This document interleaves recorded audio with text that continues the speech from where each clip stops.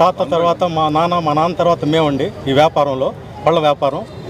గతంలో ఒక నాయకుడు పట్టించుకున్న వాళ్ళు లేడు, గతంలో పట్టించుకున్న వాళ్ళు ఎవరు లేరు.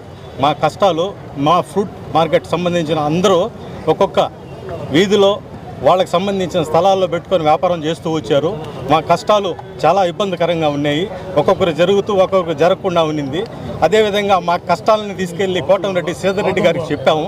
చెప్పిన తర్వాత ఇమ్మీడియట్గా ఆయన స్పందించి ఏఎంసీ వాళ్ళతో మాట్లాడి మాకందరికీ ఇక్కడ కొట్లు అంటే షాప్స్ అందరికీ అలాట్మెంట్ చేయడం జరిగింది.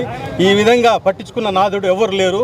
కోటమిరెడ్డి శ్రీధర్ రెడ్డి గారు మా అభివృద్ధి కోసంగా అండగా ఉండి మా అభివృద్ధికి తోడై ఈరోజు మాకు ఈ పరిస్థితుల్లో మేము ఇక్కడ ఉన్నామని అంటే ఆయన కృషి రండి.